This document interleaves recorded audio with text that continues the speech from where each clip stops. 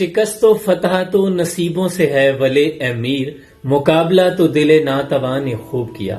صرف اس بات کو مت دیکھیں کہ ہماری ٹیم میچ ہار گئی، اس بات کو دیکھیں جو کہ قابل ستائش ہے کہ وہ کس قدر جوان مردی کے ساتھ مقابلہ کرتے رہے۔ ہماری ٹیم نے اپنا بہترین کھیل پیش کیا اور گرتے ہیں شاہ سوار ہی میدان جنگ میں، وہ طفل کیا گرے جو گھٹنوں کے بل چلے۔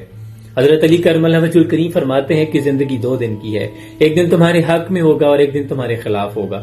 جس دن تمہارے حق میں ہو اس دن غرور مت کرنا، اور جس دن تمہارے خلاف ہو اس دن صبر سے کام لینا۔ وہ قومیں کبھی نہیں جیتتی جو اپنی ہار کو برداشت کرنے کا حوصلہ نہیں رکھتی۔ یہ بات درست ہے کہ اگر حسن علی کیچ پکڑ لیتا تو میچ کا پانسا پلٹ سکتا تھا، لیکن یہ دن اس کے حق میں نہیں تھا۔ اگر آپ نے اس کی آنکھوں کی اداسی دیکھی ہو تو آن فیلڈ کھیلتے ہوئے جب پلیئر ہار کے گراؤنڈ سے باہر آتا ہے تو وہ اندر سے آپ سے زیادہ جذباتی ہوتا ہے، اور اگر ہار میں اس کا ذرا سا بھی عمل دخل ہو تو یقین مانے وہ اندر سے ٹوٹ چکا ہوتا ہے اور اسے آپ کے سہارے کی ضرورت ہوتی ہے۔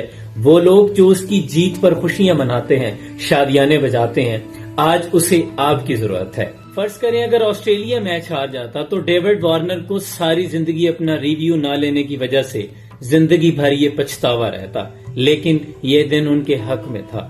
ادھر آ ستمگر ہنر آزمائیں، تو تیر آزما ہم جگر آزمائیں۔ میری یہ گزارش ہے کہ ہرگز ایسی پوسٹ مت کریں جس سے ہمارے قومی ہیروز کا کسی کا بھی دل ٹوٹے، کیونکہ کوئی بھی پلیئر یہ نہیں چاہتا کہ اس کی وجہ سے اس کی قوم کو شرمندگی اٹھانی پڑے۔ اگر کوئی غلطی ہو جائے تو غلطیاں انسانوں سے ہی ہوتی ہیں، اس لیے گرے ہوئے کو تانے دینے کا مزاج مت پیدا کریں، گرے ہوئے کو اٹھانے کا مزاج پیدا کریں، اسے گلے سے لگائیں۔ یہ ہمارے ہیروز ہیں، ہماری قوم کی پہچان ہے، اس لیے ان سے محبت اور عقیدت ضرور رکھیں۔ سلام پہنچے، پاکستان زندہ باد۔